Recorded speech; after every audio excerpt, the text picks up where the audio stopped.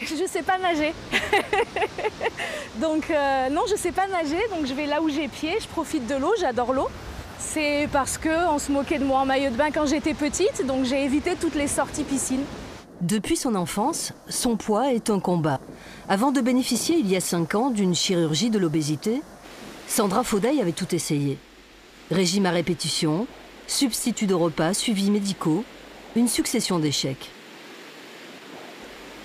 Quelle place a pris le poids dans votre vie? Énormément, énormément, autant que moi. Ouais, je pesais jusqu'à 135 kilos. C'était compliqué, j'avais mal aux articulations, ma féminité en a souffert. J'ai toujours vécu à travers le regard des autres.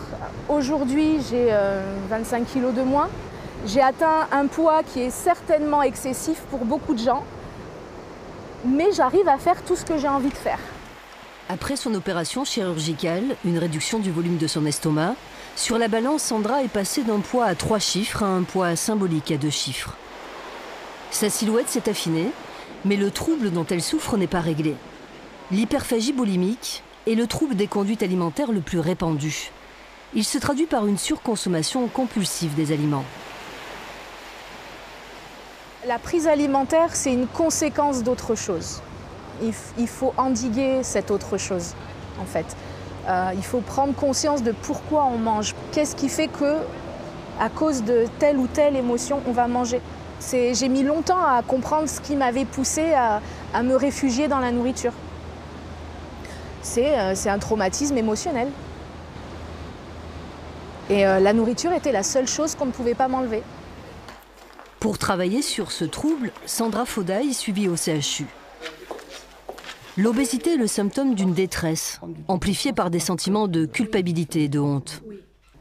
Dans mon emploi du temps pour moi. Le professeur l'aide à améliorer l'estime de soi. Quand on parlait d'alimentation émotionnelle, quand vous avez en plus la pression au boulot, la pression dans la famille, on parlait tout à l'heure avec Sandra d'aller vite, d'aller tout le temps vite, travailler plus pour gagner plus. Gagner plus de quoi? Gagner plus de poids, plus de stress, plus d'eczéma, plus de différentes pathologies, ça c'est sûr. Donc trouver le moyen de reprendre du temps pour soi est quelque chose d'extrêmement important.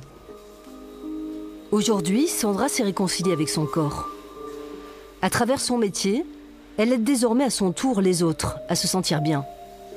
J'ai transformé ce qui était pour moi négatif, le surpoids, en quelque chose de positif en aidant d'autres personnes à se reconnecter avec leur corps. Une belle revanche sur son histoire.